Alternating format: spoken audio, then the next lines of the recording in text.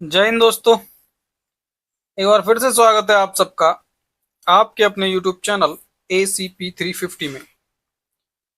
हम सब कर रहे हैं घटना चक्र सीरीज। और जैसा कि आपको पता है कि ये एक बेहतरीन तरीका है कम समय में ज़्यादा अध्ययन करने का। तो आइए इस तरीके के तहत आज का हमारा टॉपिक है यूनानी आक्रमण। इतिहास का घटना चक्र हम कवर कर रहे हैं। इसकी अब से पहले 7 क्लासें हम कर चुके हैं और आज ये हमारी 8वीं क्लास है। तो आइए शुरू करते हैं बिना किसी देरी के यूनानी आक्रमण। तो चलिए नोट्स देखते हैं इसके। 6ठी शताब्दी ईसा पूर्व के मध्य ईरान में कुरुस अथवा साइरस द्वितीय 558 से 529 ईसा पूर्व ने हखामनी साम्राज्य की स्थापना की। बेहस्तून बेहस्तून पर्सिपोलिस तथा नक्शे रुस्तम अभिलेख द्वारा प्रथम 522 से 486 ईसा पूर्व के शासनकाल का है। इनसे भारत पारसी संबंधों के विषय में महत्वपूर्ण सूचना प्राप्त होती है। दारा प्रथम के साम्राज्य के 23 प्रांतों का उल्लेख उसके बेहस्तून अभिलेख में हुआ है। हेरोडोटस के विवरण से ज्ञात होता है कि भारत दारा के साम्राज्य का 20वां प्रांत था। दारा को इस प्रांत से 360 टैलेंट स्वर्ण धूलि की आय प्राप्त होती थी। टेसियस अर्थ अर्थजर्क्सीज का राजवैद्य था। कौन? टेसियस। पारसी संपर्क के परिणाम स्वरूप भारत के पश्चिमोत्तर प्रदेशों में खरोष्ठी नामक नई लिपि का जन्म हुआ। किसका जन्म हुआ? खरोष्ठी लिपि का, जो ईरानी आरामेइक लिपि से उत्पन्न हुई थी। फारसी स्वर्ण मुद्रा डेरिक तथा रजत मुद्रा सिगलोई कहलाती थी। ईरानी सिक्के सिगलोई पश्चिमोत्तर प्रांत में प्रचलित थे। अब आगे महापद्म नंद के उत्तराधिकारियों की संख्या पुराणों तथा बौद्ध ग्रंथों में 8 मिलती है। इस वंश का अंतिम शासक घनानंद था। कौन था? घनानंद था, जो सिकंदर का समकालीन था। उसे यूनानी लेखकों ने अग्रमीज कहा है। जेनोफोन उसे बहुत धनाढ़ व्यक्ति बताता है। भद्दशाल उसका सेनापति था। सिकंदर मैसिडोन का क्षत्रप फिलिप द्वितीय का पुत्र था। हखामनी साम्राज्य को ध्वस्त करने के पश्चात 326 ईसा पूर्व के बसंत के अंत में एक विशाल सेना के साथ सिकंदर भारतीय विजय के लिए चला। लगभग 2 वर्ष के अभियान के पश्चात 325 ईसा पूर्व के सितंबर माह में सिकंदर ने पाटल से यूनान को प्रस्थान वापस किया। डॉक्टर हेमचंद्र राय चौधरी ने 28 स्वतंत्र शक्तियों का उल्लेख किया है, जो उस समय पंजाब तथा सिंध के प्रदेशों में विद्यमान थी। कहाँ विद्यमान थी? सिंध के प्रदेशों में। सिकंदर के आक्रमण के समय अश्वक एक सीमांत गणराज्य था, जिसकी राजधानी मशक थी। यूनानी लेखकों के अनुसार सिकंदर के विरुद्ध हुए युद्ध में बड़ी संख्या में पुरुष सैनिकों के मारे जाने के पश्चात यहाँ की स्त्रियों ने शस्त्र धारण किया था। इसी विवरण से पता चलता है कि सिकंदर ने इस नगर की समस्त स्त्रियों को मौत के घाट उतार दिया था। तौबा तौबा तौबा। पुरु यानी कि पोरस का राज्य झेलम और चेनाब नदी के बीच बसा हुआ था। सिकंदर ने झेलम नदी के तट पर पुरु को पराजित किया, परंतु उसकी वीरता से प्रभावित होकर सिकंदर ने उसे अपना मित्र बना लिया तथा उसे अपना राज्य और कुछ नए इलाके प्रदान किए। सिकंदर ने 2 नगरों, कौन कौन से? निकाया तथा बाउकेफला शायद इसके घोड़े का नाम था, तो उसके नाम पे इसने नाम दिया था, की स्थापना की। ब्यास नदी सिकंदर के उत्कर्ष का चरम बिंदु सिद्ध हुई। इसके सैनिकों द्वारा आगे बढ़ने से इनकार करने के पश्चात उसने स्वदेश लौटने का फैसला किया। 324 ईसा पूर्व के लगभग सिकंदर की मृत्यु हो गई। सिकंदर के आक्रमण के परिणाम स्वरूप पश्चिमोत्तर भारत में अनेक यूनानी उपनिवेश निकाया, बाउकेफला, सिकंदरिया स्थापित हो गए। व्यापारिक संपर्क के फलस्वरूप यूनानी मुद्राओं के अनुकरण पर भारत में उलूक शैली के सिक्के ढाले गए। कौन सी शैली के? उलूक शैली के सिक्के। तो लगता है नोट्स तो हमारे समाप्त हो गए हैं यहीं पे। अब यहां से क्वेश्चन आंसर शुरू होंगे। तो चलिए, छोटा सा टॉपिक था। पहला क्वेश्चन है हमारा, सिकंदर के हमले के समय उत्तर भारत पर निम्नलिखित राज्य वंशों में से किसका शासन था? अरे भैया, नंद वंश का शासन था। किसका शासन चल रहा था? नंद वंश का शासन चल रहा था। क्वेश्चन नंबर 2 देखते हैं। क्वेश्चन नंबर 2 में है कि निम्नलिखित में से मगध का कौन सा राजा सिकंदर महान के समकालीन था? तो घनानंद था। कहां घनानंद? ये रहा। क्वेश्चन नंबर 3, निम्नांकित कथनों पर विचार कीजिए। कथन है हमारा कि लगभग 2 वर्ष के अभियान के पश्चात सिकंदर महान ने 325 ईसा पूर्व में भारत छोड़ दिया। कारण बता रहे हैं कि वह चंद्रगुप्त मौर्य से पराजित हुआ था। तो अब देखते हैं कूट कौन सा सही है। तो कूट सही है हमारा सी। ए सही है परंतु आर गलत है। ए सही है परंतु आर गलत है। व्याख्या पढ़ोगे क्या? पढ़ लो। हखामनी साम्राज्य को ध्वस्त करने के पश्चात 326 ईसा पूर्व के बसंत के अंत में एक विशाल सेना के साथ सिकंदर भारतीय विजय के लिए चला। लगभग 2 वर्ष के अभियान के पश्चात 325 ईसा पूर्व, ये तो हम ऊपर पढ़े आए यार, डबल क्यों पढ़ रहे हैं। चलिए, क्वेश्चन नंबर 4, युद्ध भूमि में बड़ी संख्या में सैनिकों के मारे जाने अथवा आहत हो जाने के बाद किस भारतीय गण अथवा राज्य की स्त्रियों ने सिकंदर के विरुद्ध शस्त्र धारण किया था? तो ये किया था मशक की स्त्रियों ने।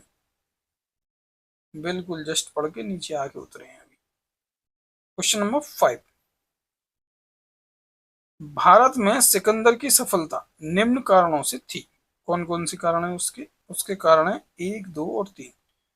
तो आइए देखते हैं। पहला कारण है कि उस समय भारत में कोई केंद्रीय सत्ता नहीं थी।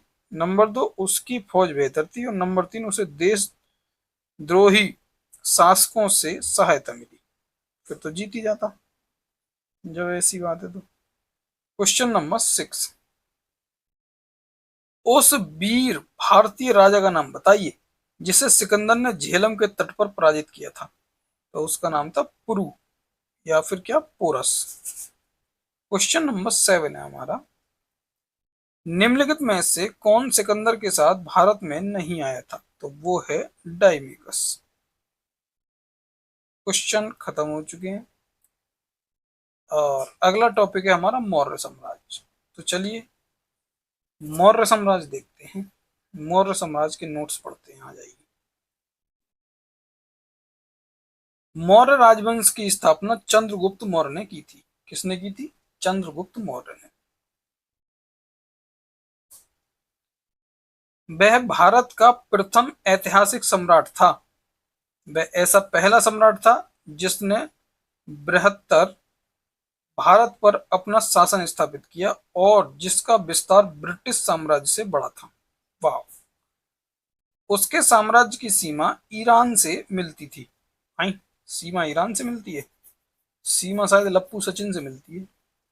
चलिए, मजाक था। हकीकत क्या है आपको बताएं।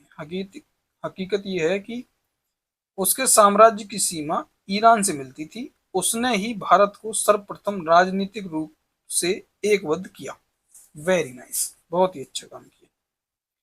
विशाखदत्त कृत मुद्रा राक्षस में, अब ये क्या कह रहे हैं पता है? विशाखदत्त की पुस्तक है मुद्रा राक्षस, तो इसको कृत लिख दिया इन्होंने कि विशाखदत्त कृत मुद्रा राक्षस में चंद्रगुप्त को नंदराज का पुत्र माना गया है। मुद्रा राक्षस में चंद्रगुप्त को वृषल तथा कुलहीन भी कहा गया है। धुंडीराज ने मुद्रा राक्षस पर टीका लिखी थी। ये टीका मतलब ये होता है जैसे आजकल हम किसी की पोस्ट पे कमेंट कर देते हैं तो टिप्पणी कर दी, उसी तरह उस टाइम पे जो है पुस्तक पे अगर टीका भी करना है तो बदले में पुस्तक लिखनी होती थी। मुद्रा राक्षस के अतिरिक्त विशाख दत्त के नाम से दो अन्य रचनाओं का भी उल्लेख प्राप्त होता है। नंबर 1 है देवी चंद्रगुप्तम तथा नंबर 2 है अभिसारिका वंचित या अभिसारिका बंधितक अप्राप्त। हो गई। क्षेमेंद्र कृत बृहत कथा मंजरी तथा सामदेव कृत कथा सरिता सागर में चंद्रगुप्त के शूद्र उत्पत्ति के विषय में विवरण मिलता है। अब आगे बौद्ध ग्रंथ महाबोधिवंश के अनुसार चंद्रगुप्त राजकुल से संबंधित था तथा वह मेरिय नगर में उत्पन्न हुआ था। हेमचंद के परिशिष्ट पर्वन में चंद्रगुप्त को मयूर पुष्कों के ग्राम के मुखिया के पुत्र का पुत्र बताया गया है। यहां से आप ब्लड रिलेशन भी पढ़ सकते हैं। देखो दोबारा ध्यान से क्या पढ़ा गया है, कितना घुमाया है।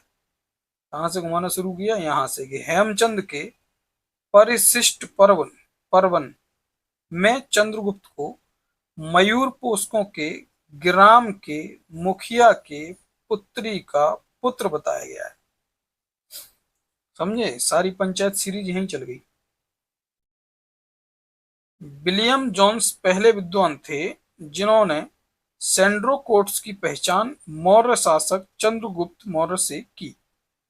एरियन तथा प्लूटार्क ने चंद्रगुप्त मौर्य को एड्रोकोट्स के रूप में वर्णित किया है। जस्टिन ने सेड्रोकोट्स चंद्रगुप्त मौर्य और सिकंदर महान की भेंट का उल्लेख किया है।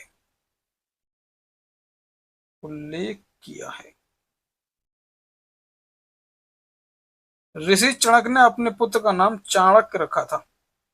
अर्थशास्त्र के लेखक के रूप में इसी पुस्तक में उल्लेखित कौटिल्य तथा एक पदखंड में उल्लेखित विष्णुगुप्त नाम की सभ्यता चाणक्य से की जाती है।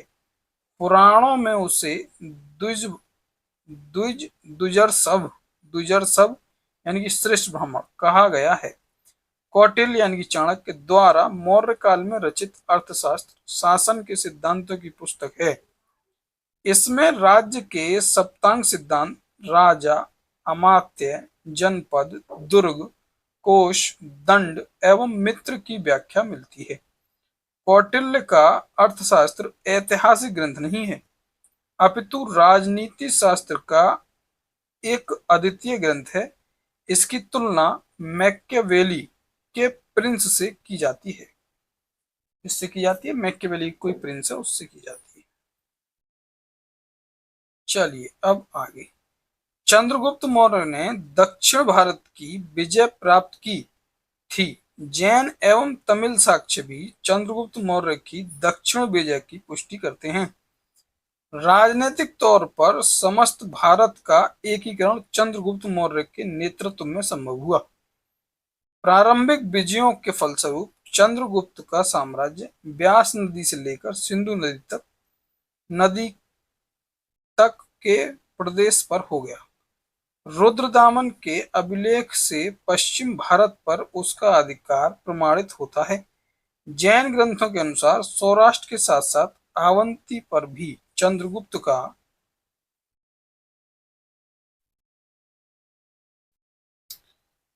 तो कहां थे मौर्य का अधिकार था। उसकी मृत्यु के समय उसके साम्राज्य का विस्तार पश्चिम के हिंदुकुश पर्वत से पूर्व में बंगाल की खाड़ी तक तथा उत्तर में हिमालय की श्रृंखलाओं से दक्षिण में मैसूर तक था। 150 ईस्वी के रुद्रदामन के जूनागढ़ शिलालेख में आनर्त और सौराष्ट्र यानी गुजरात में प्रदेश में चंद्रगुप्त मौर्य के प्रांतीय राज्यपाल पुष्यगुप्त द्वारा सिंचाई के बांध के निर्माण का उल्लेख मिलता है, जिससे यह सिद्ध होता है कि पश्चिम भारत का यह भाग मौर्य साम्राज्य में शामिल था। चंद्रगुप्त मौर्य ने सिकंदर के साम्राज्य के पूर्वी भाग के शासक सेल्यूकस की आक्रमणकारी सेना को 305 ईसा पूर्व में परास्त किया था।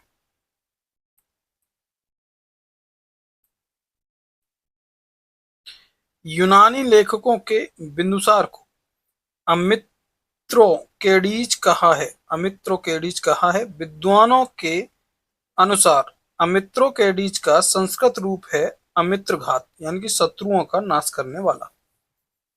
क्या है मतलब? शत्रुओं का नाश करने वाला। 1 मिनट का टाइम देंगे मुझे।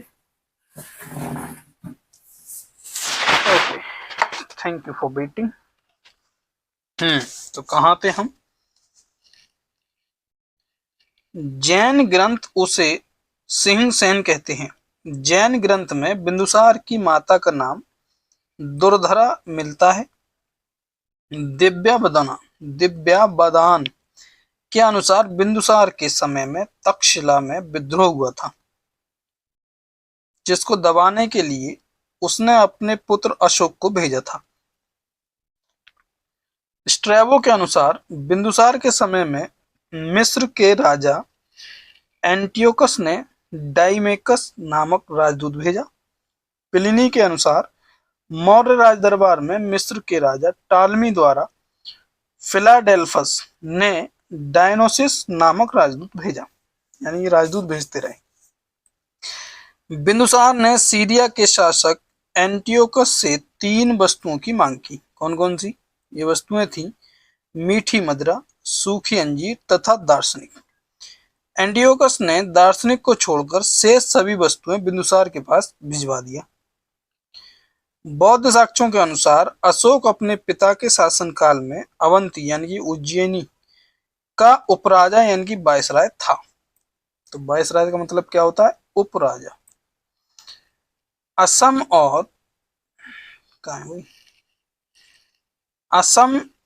और सुदूर दक्षिण को छोड़कर संपूर्ण भारतवर्ष अशोक के साम्राज्य के अंतर्गत था। अशोक ने अपनी प्रजा के विशाल समूह को ध्यान में रखकर ही एक ऐसे व्यवहारिक धम्म का प्रतिपादन किया जिसका पालन आसानी से सभी कर सकें। सहिष्णुता, उदारता एवं करुणा उसके त्रिविध आयाम थे। अशोक 272 ईसा पूर्व के लगभग मगध का राजा बना तथा लगभग 4 वर्ष बाद 269 ईस्वी में उसका राज्याभिषेक हुआ था। उसके अभिलेखों में सर्वत्र उसे देवनाम पियदसी कहा गया है, जिसका अर्थ है देवताओं का प्रिय या देखने में सुंदर। पुराणों में उसे अशोकवर्धन कहा गया है। पुराणों में क्या कहा गया है? अशोकवर्धन। दशरथ भी अशोक की तरह देवानामप्रिय की उपाधि धारण करता था। सिंहली अनुश्रुतियों दीपवंश तथा महावंश के अनुसार अशोक के राज्यकाल में पाटलिपुत्र में बौद्ध धर्म की तृतीय संगति हुई। इसकी अध्यक्षता मैग्लिपुत्तिस नामक प्रसिद्ध बौद्ध भिक्षु ने की थी। नाम बहुत बढ़िया है। अच्छा, दीपवंश एवं महावंश के अनुसार अशोक को उसके शासन के 4थे वर्ष निग्रोध नामक भिक्षु ने बौद्ध मत में दीक्षित किया। तत्पश्चात मैग्लिपुत्तिस के प्रभाव में वह पूर्ण बौद्ध हो गया। दिव्यवदान के अनुसार अशोक को उपगुप्त नामक बौद्ध भिक्षु ने बौद्ध धर्म में दीक्षित किया। मौर्य शासकों का अशोक और उसका पुत्र दशरथ बौद्ध धर्म के अनुयायी थे। ओके,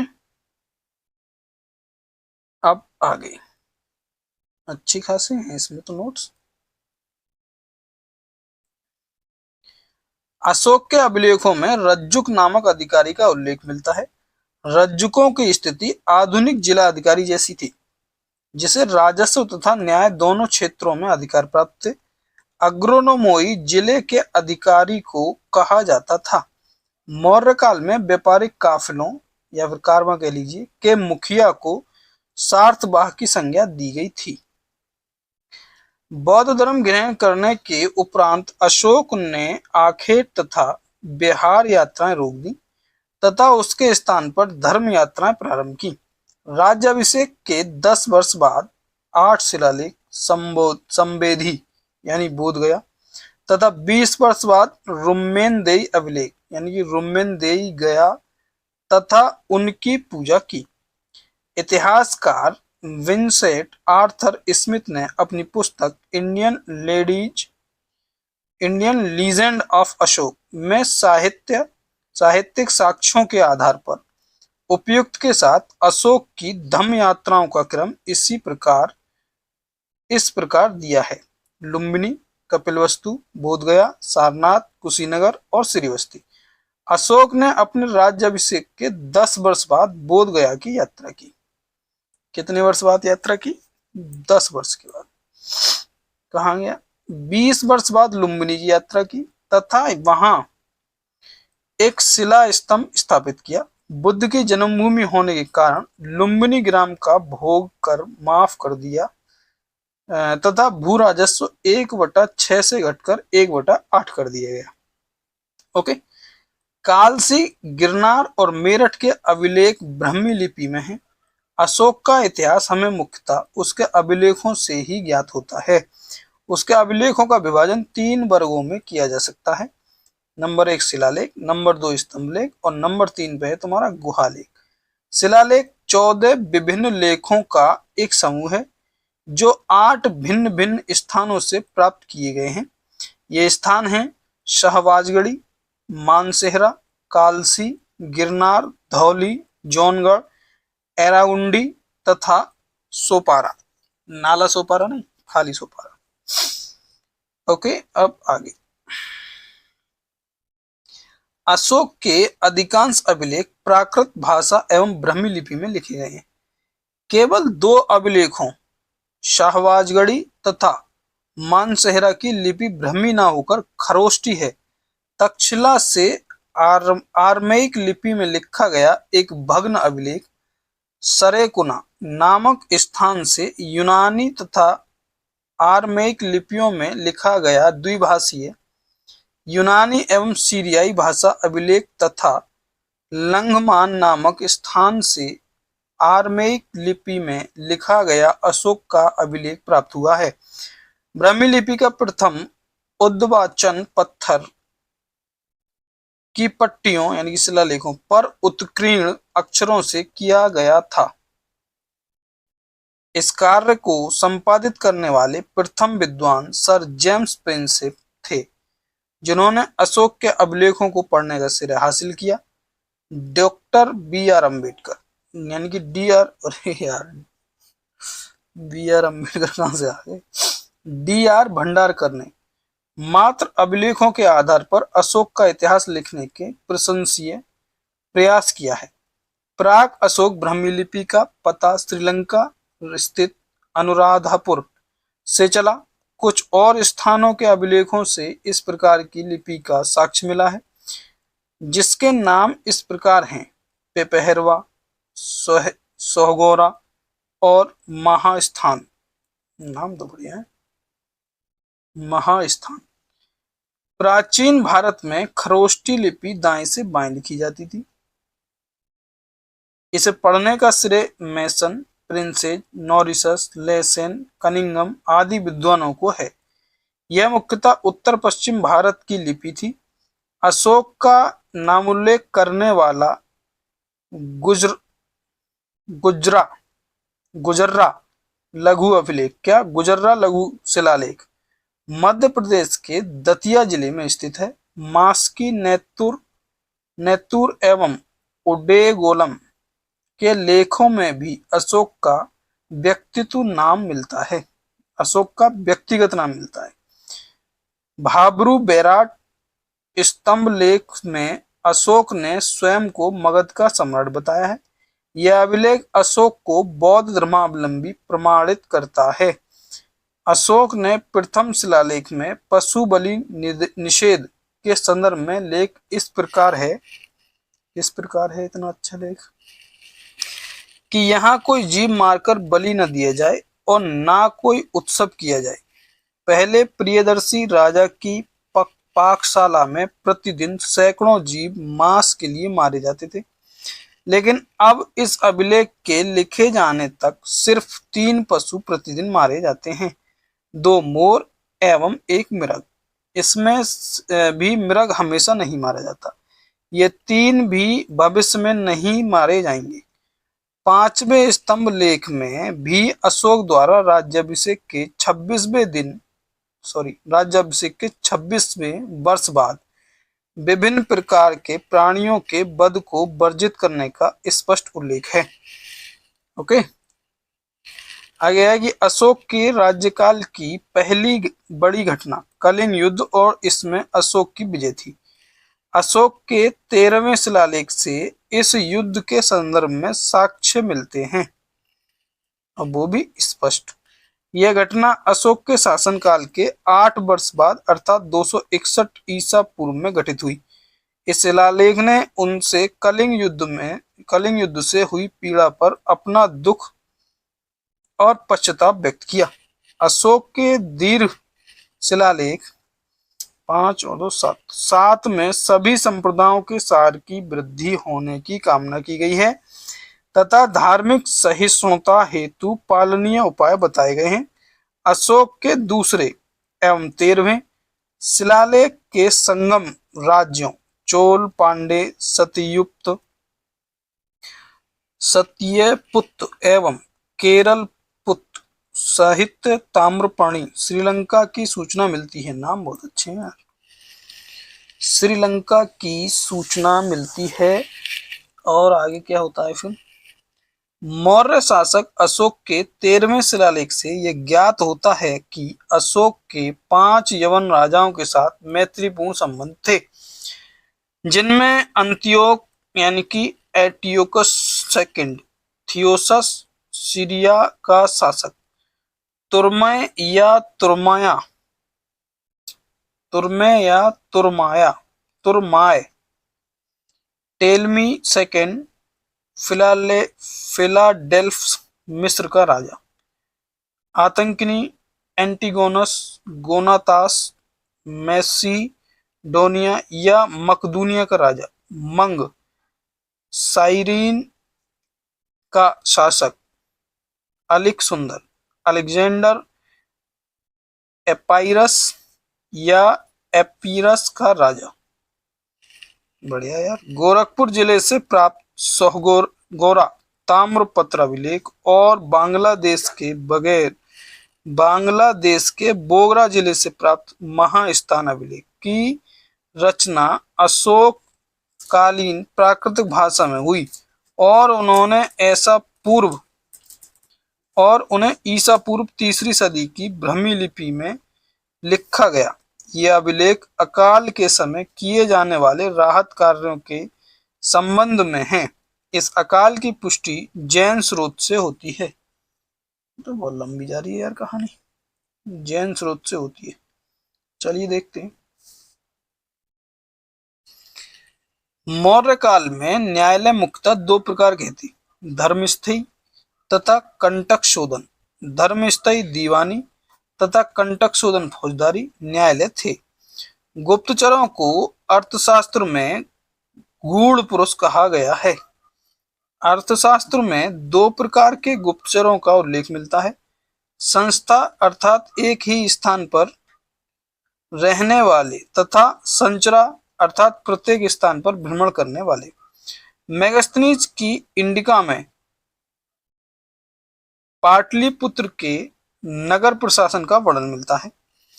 इसके अनुसार पाटलिपुत्र नगर का प्रशासन 30 सदस्यों वाली समितियों द्वारा होता है। इसकी कुल 6 समितियां होती थीं तथा प्रत्येक समिति में 5 सदस्य होते थे। तीसरी समिति जनगणना का हिसाब रखती थी। वर्तमान में भी यह कार्य नगरपालिका शासन द्वारा किया जाता है।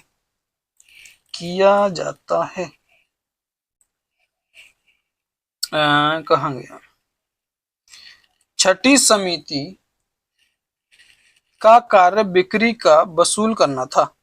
विक्रय कर मूल्य का 10वें भाग के रूप में वसूल किया जाता था। करों की चोरी करने वालों को मृत्यु दंड दिया जाता था।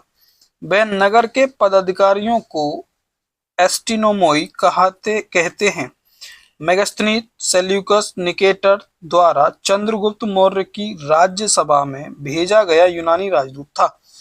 मौर्य युग में नगरों का प्रशासन नगरपालिकाओं द्वारा चलाया जाता है, जिसका मुख्य नागरिक या पुरमुख्य, हाँ जी, कौन है पुरमुख्य? इसमें ज्यादा निकले यार नोट्स। पुरमुख्य था। मेगास्थनीज ने तत्कालीन भारतीय समाज को 7 श्रेणियों में विभाजित किया है, जो इस प्रकार हैं। दार्शनिक, तुम आ जाओ, दार्शनिक, कृषक, पशुपालक, कारीगर, योद्धा, निरीक्षक, मंत्री। मेगास्थनीज भारतीय साम्राज्य में मेगास्थनीज भारतीय समाज में दास प्रथा के प्रचलित होने का उल्लेख नहीं करता है। उसके अनुसार मौर्य काल में कोई भी व्यक्ति ना तो अपनी जाति से बाहर विवाह कर सकता था और ना ही उससे भिन्न पेशा ही अपना सकता था।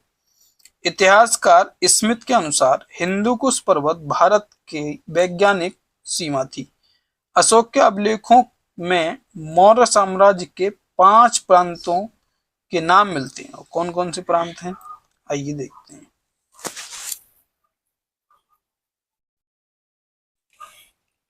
उत्तरापथ प्रांत है, राजधानी तक्षशिला। प्रांत है अवंतरिठ और जी राजधानी है उज्जैनी। प्रांत है कलिंग और राजधानी है तौसली।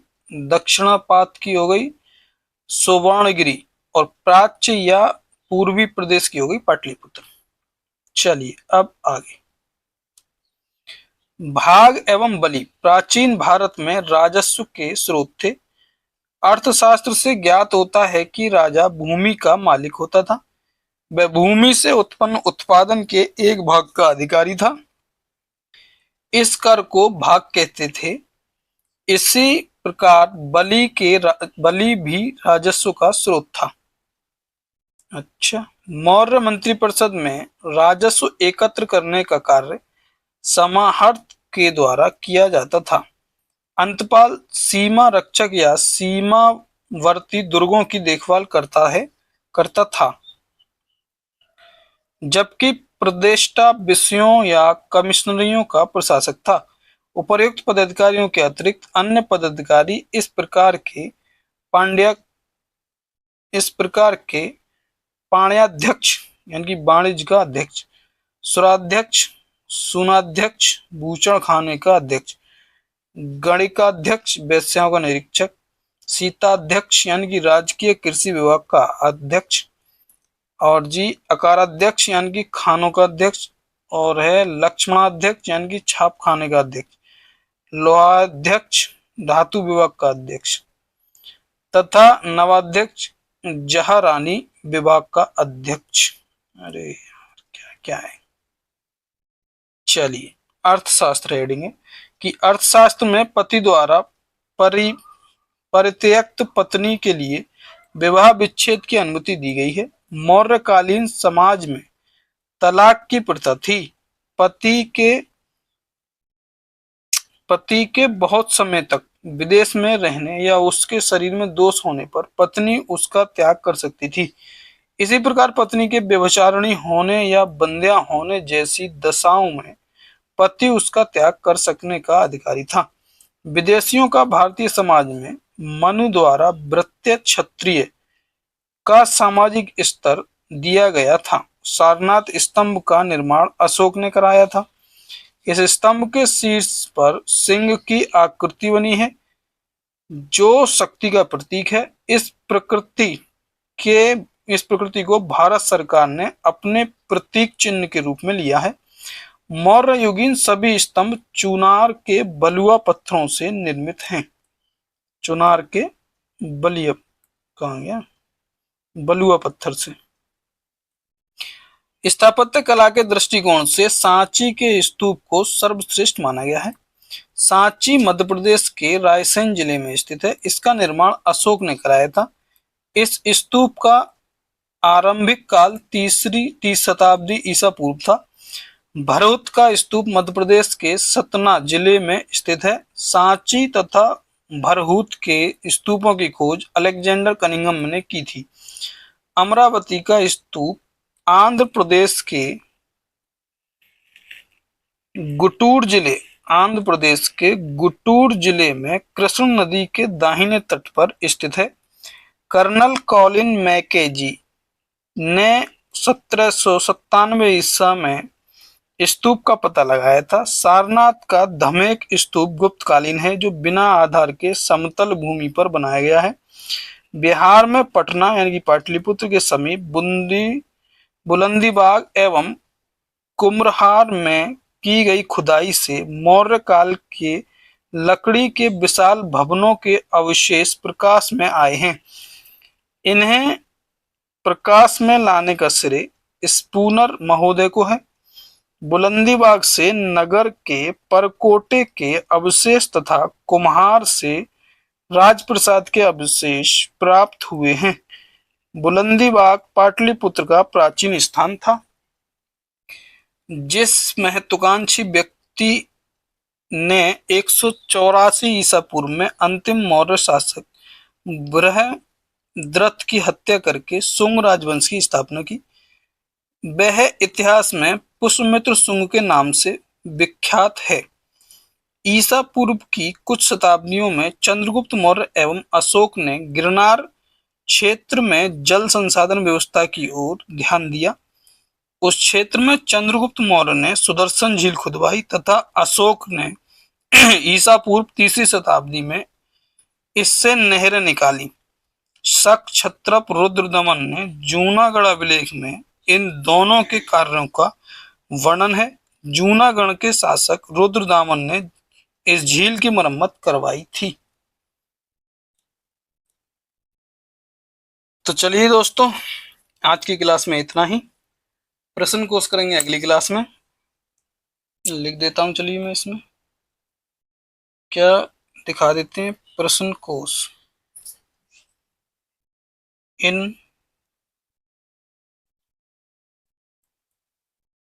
नेक्स्ट क्लास, प्रश्न कोश नेक्स्ट क्लास में होंगे। तब तक के लिए जय हिंद, जय भारत।